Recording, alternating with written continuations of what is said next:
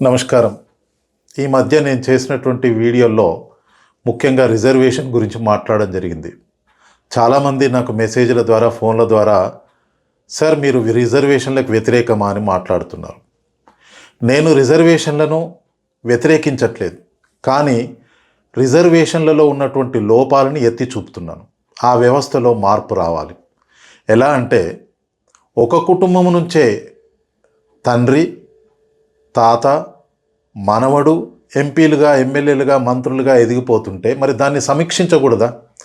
అదే ఒక దళిత వర్గమే అనుకోండి, అందులో అట్టడుగు వాడు ఎప్పుడు ఎమ్మెల్యే, ఎంపీ కావాలి. అలాగే ఒక కులంలో కలెక్టర్ పోస్టు కొట్టినా కానీ మళ్ళీ వాళ్ళ పిల్లలకి రిజర్వేషన్ ఎందుకు ఉండాలి? రిజర్వేషన్ ఫలాలు ఒక తరం అనుభవిస్తే వాళ్ళను ఓసీలుగా పరిగణించి ఇంకో కుటుంబానికి ఆ రిజర్వేషన్ని షిఫ్ట్ చేయాలి. అలాంటప్పుడు సమాజంలో ఉన్నటువంటి అన్ని కుటుంబాలకి ఈ రిజర్వేషన్ ఫలాలు దక్కుతాయి. ఇప్పుడున్న వ్యవస్థ ఇలాగే కొనసాగితే ఇంకా 100 సంవత్సరాలైనా సమానత్వం రాదు. అదేవిధంగా 800 మార్కులకు ఎంఎస్ ఆర్తో కోర్సుకు పెట్టినటువంటి ప్రవేశ పరీక్షలో 800 మార్కులకు గాను 1 మార్కు వచ్చిన వాడికి సీట్ వచ్చింది అంటే మరి ఈ ఎంబీబీఎస్ కాలంలో ఆయన ఏం జ్ఞానం సంపాదించాడు? దీన్ని ఎలా ఇస్తాం? మరి రేపు వాడు ఎంఎస్ ఆర్థోలో బొక్కల్ని ఏం అతుకు పెడతాడు, ఎముకల్ని ఏ విధమైన నాలెడ్జ్ పొందుతాడు? దీన్ని కూడా మనం ఒకసారి సమీక్షించాల్సినటువంటి అవసరం ఉంది కదా. కాబట్టి రిజర్వేషన్ వ్యవస్థను నేను వ్యతిరేకించట్లేదు, దాన్ని పునఃసమీక్షించాలి. దాంట్లో ఉన్న లోపాలన్నింటినీ కూడా ఒకసారి చర్చించాలి, ఆ లోపాలని సవరించాలి. ఒకే కుటుంబం నుంచి ఐఐటి మెయిన్స్ రాస్తారు, జేఈ మెయిన్స్ అడ్వాన్స్ రాస్తారు. ఒకే కుటుంబం నుంచి 2-3 సెలెక్ట్ అవుతారు, మంచిదే.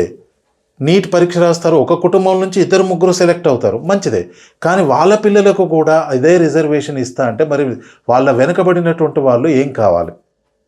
నేను చూస్తున్నటువంటి కుటుంబాలలో తండ్రి రెవెన్యూ ఉద్యోగి, తల్లి టీచింగ్ ఫీల్డ్లో ఉంటుంది, పిల్లలు ఎంబీబీఎస్ లేదా నీట్ పరీక్షలో లేదా జేఈ మెయిన్స్ అడ్వాన్స్ పరీక్షలో క్వాలిఫై పొంది రిజర్వేషన్లు అనుభవిస్తున్నారు. మరి అట్టడుగు వర్గ వాడు ఎప్పుడు అనుభవించాలి? కాబట్టి దీన్ని పునఃసమీక్షించాలని మాత్రమే నేను అంటున్నాను. నేను దళితులకు వ్యతిరేకం కాదు, రిజర్వేషన్లకు వ్యతిరేకం కాదు. అదేవిధంగా రిజర్వేషన్లు, దళితుల పేరుతో రిజర్వేషన్లు పొందుతున్నటువంటి దళిత క్రైస్తవులు, అసలు దళిత క్రైస్తవులు అనే మాటనే తప్పు. ఒకసారి మతం మారిన తర్వాత వాడు క్రైస్తవుడే, వాళ్ళు బీసీసీలోకి వస్తారు. ఇది రాజ్యాంగ విరుద్ధం కాదా? వాళ్ళు ఒకవేళ దళిత రిజర్వేషన్లు పొందడం, దీన్ని ఎందుకు సమీక్షించకూడదు? కాబట్టి రాజకీయ పార్టీలు, నాయకులు, ప్రజలు దీని మీద చర్చించాలి.